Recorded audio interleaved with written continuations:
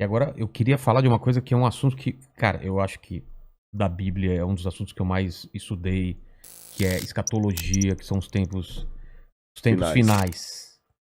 O que está acontecendo? A gente está vivendo os tempos finais, há sinais, segundo a Bíblia, proféticos, e a gente não falou dessa pedra Ah, tá. Isso também. aqui é uma coisa simples. Depois eu falo Tá dela. bom.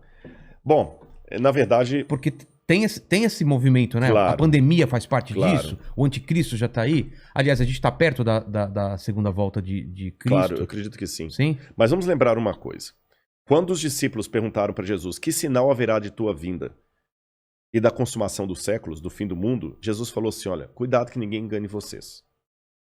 Porque Primeira coisa que ele já virão, falou. cuidado, virão muitos em meu nome dizendo: eu sou o Cristo, enganarão a muitos. Certamente, isso está em Mateus capítulo 24. Depois, quem tiver uma Bíblia em casa, procure em Mateus capítulo 24. Ele fala o seguinte: certamente vocês ouvirão falar de guerras e rumores de guerras. Não se assustem, ainda não é o fim. Se levantará nação contra nação, reino contra reino. Haverá fomes e terremotos em vários lugares. Mas isso é apenas o princípio das dores. Princípio das dores, exatamente. Então veja bem, guerra tem no mundo desde que o mundo é mundo. É. Fome, a Bíblia fala fome no Egito na época de José. Então não vou falar assim, o mundo está chegando ao fim porque está tendo guerra. O mundo está chegando ao fim porque está tendo fome. Não faz sentido. Mas o Apocalipse coloca alguns elementos que indicavam quando nós estivéssemos chegando próximos ao fim.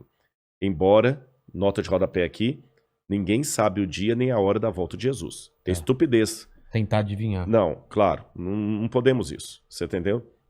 Bom, mas a gente pode saber a proximidade dos tempos em que vivemos. Então tem algumas coisas no Apocalipse que são características do tempo do fim. Exemplo, Apocalipse 11, 19. Diz assim: as nações ficaram iradas. Chegou, porém, o juízo de Deus e o tempo determinado para ele dar o prêmio aos seus santos e aos profetas, e o tempo para destruir os que estão destruindo a terra. Ora, na época de Cristo não tinha como destruir a terra. O Apocalipse estava fazendo uma profecia de uma época em que a terra poderia ser destruída por seres humanos, coisa que na época do Apocalipse não tinha como. E ele fala depois das pragas de Deus que iriam cair. Essas pragas não caíram ainda, mas os vislumbres dela... Não caíram? Não. A peste não é... A do Apocalipse, né? É.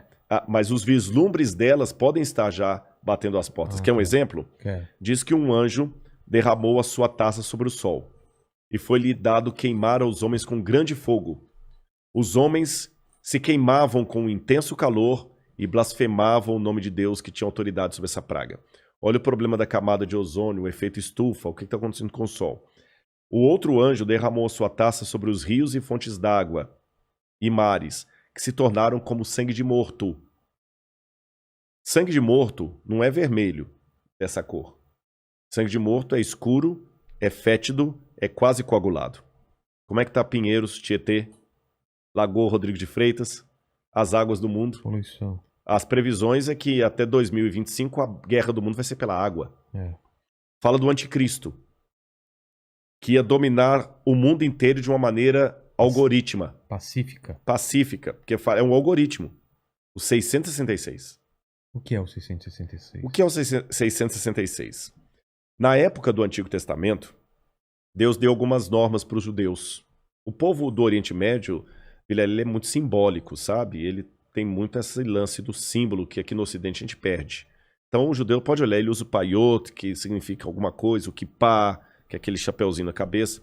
E Deus falou o seguinte: olha, vocês vão pegar a lei de Deus, escrever um resumo da lei de Deus e vão colocar por frontal entre os olhos, numa caixinha aqui, e também na mão de vocês.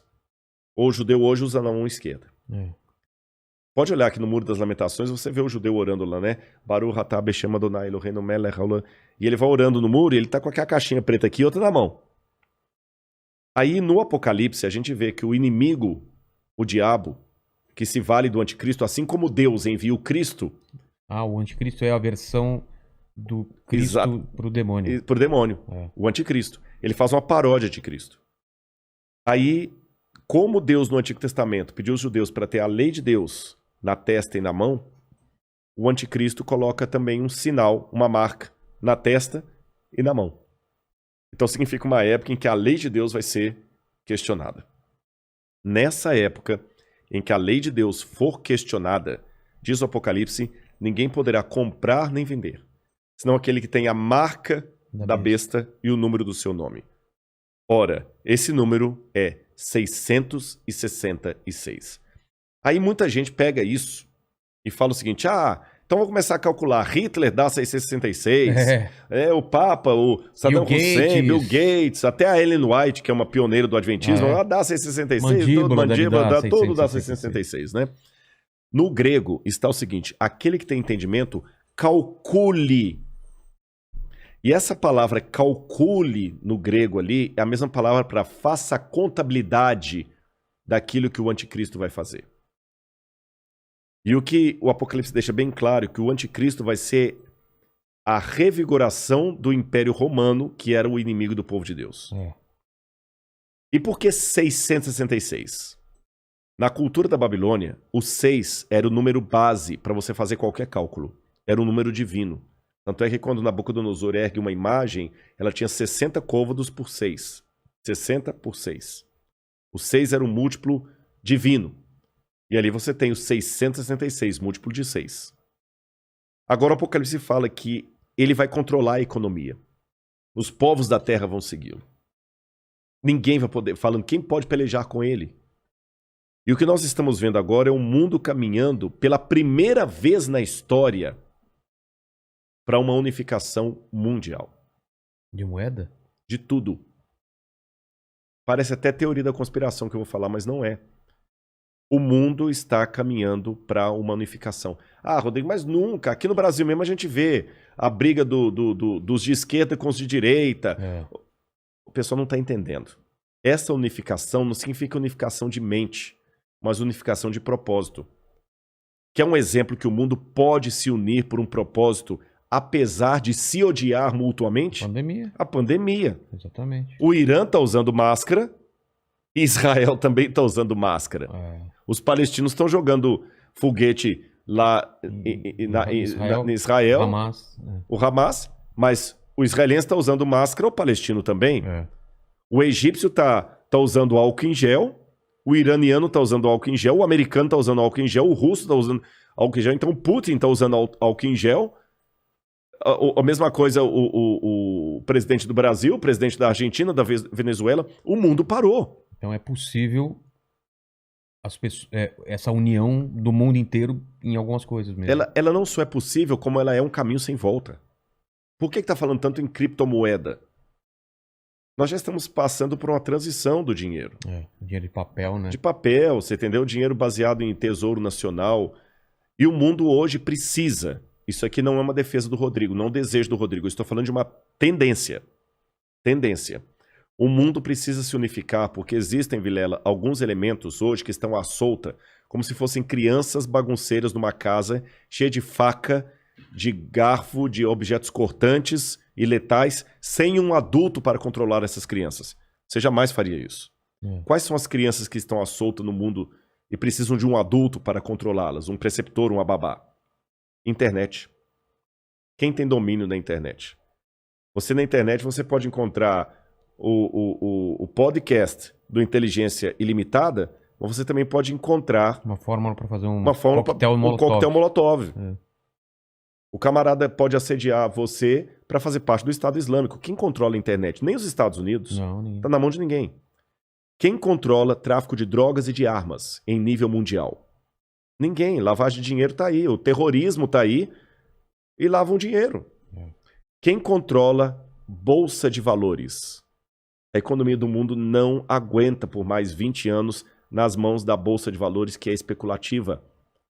Se cair a bolsa de Tóquio, você nunca foi ao Japão, mas você pode perder o seu emprego e essa casa aqui porque caiu a bolsa de Tóquio. O Bradesco pode falir porque teve um crash na bolsa de Nova York. E a gente viu, essa pandemia viu como nós estamos economicamente vulneráveis. Economicamente vulneráveis. Quem controla o terrorismo mundial? Então esses elementos... mais um. A ecologia. Não quero entrar no debate se a Amazônia é nossa ou não é nossa. O fato é que se a gente não cuidar da Amazônia, o mundo todo se ferra, caramba. Você tá entendendo? Então não tem mais esse negócio assim, é meu. Então hoje a gente precisa de um governo único que com leis mundiais controle a internet, bolsa de valores, que vai desaparecer, o reset está aí, controle a economia, gastos, terrorismo e tudo mais. E os países, por mais que continue havendo direita e esquerda, situação e oposição, não interessa, Islã e cristianismo, vai precisar se unir, não porque eles se amam, porque não tem outro jeito. E essa união está muito parecida com o caminho de preparação para o anticristo. Agora, a minha questão aqui não é cair naquela esquizofrenia escatológica de achar agora que qualquer coisa eu tenho que evitar porque senão é a marca da besta. Eu já vi gente, isso aqui é sério, que não quer deixar colocar o revolvinho da temperatura na testa da mão, porque aquele é a marca da besta. Calma. Estupidez, não tem nada a ver um negócio desse, gente, tá bom? Agora, quando esse governo único se interpuser entre a minha fidelidade a Deus e a minha fidelidade ao Estado, esse é o único momento em que eu estou livre perante Deus para ter uma desobediência civil, social. Porque a própria Bíblia me ensina a ser obediente às autoridades constituintes. Mesmo quando Nero estava no poder, Pedro escreveu: respeitem as autoridades constituídas. A César o que é de César. Dai César o que é de César. Pague os impostos. Seja um bom cidadão. Que a crise não venha por culpa de vocês. A Bíblia me ensina a ser um bom cidadão. Porém, a própria Bíblia fala: quando o governo der uma ordem... A Bíblia não diz isso explicitamente, diz assim, em termos filosóficos. Sim. Quando o governo der uma lei que vá contra os mandamentos da lei de Deus, como os companheiros de Daniel na Babilônia, enfrente a morte se preciso for, mas não ceda. Talvez essa seja a diferença de um teólogo apaixonado por Deus e pela Bíblia e alguém que simplesmente é um acadêmico livre. Porque que especialista em literatura inglesa, em sã consciência, teria coragem de morrer por sua interpretação de Shakespeare? Mas a Bíblia é um livro que já levou muitos ao martírio para não abrir mão daquilo que a Bíblia ensina. Falou que a segunda vinda de Cristo está próxima. Mas, segundo os eventos, o anticristo chega antes. Chega antes. Ele antecede a volta de Jesus. E já está por aqui? Você acha? Eu acredito assim, lendo a Bíblia, o anticristo, ele é um poder, era o poder romano, porque João já falava lá, o anticristo já opera entre nós. E João fala, muitos anticristos já saíram pelo mundo. Ele só está aguardando aquilo que o detém. Então o anticristo naquele tempo era Roma. Os exegetas veem, a besta era Roma. Só que a Bíblia fala, através do apóstolo Paulo, que havia uma grande apostasia do povo de Deus. Que palavra é essa, apostasia?